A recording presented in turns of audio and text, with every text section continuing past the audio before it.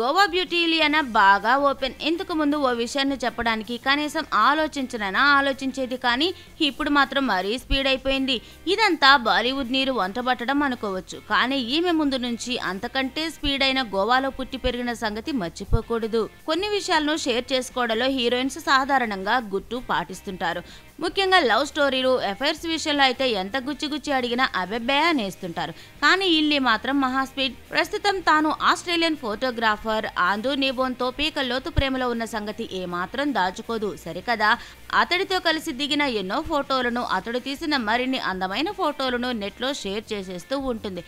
ఈ ఫోటోలు చూస్తేనే వారిద్దరూ ఎంత క్లోజ్ అనే సంగతి అర్థమైపోతుంది. ఇప్పుడు ఇలియానా తన గతాన్ని గురించి, అప్పటి లవ్ స్టోరీ గురించి కూడా చెప్పేస్తుంది.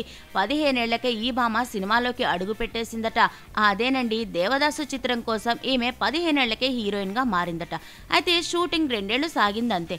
అంతకాలం పాటు అమెరికా ట్రిప్ ఉచితంగా వేసే ఛాన్స్ రావడం, పైగా పారితోషిక రూపంలో పెద్ద మొత్తం అందడంతో తెగ సంతోషించేసిందట. అంతేకాదు, ఆ తర్వాత టాలీవుడ్ లో ఫుల్ క్రేజ్ వచ్చేయగా అప్పట్లోనే ఒక హీరోతో బోలెడంత బంధాన్ని పెంచేసుకుందట. ఇద్దరు ఏకంగా 6 ఏళ్ల పాటు డేటింగ్ కూడా చేసేశారట.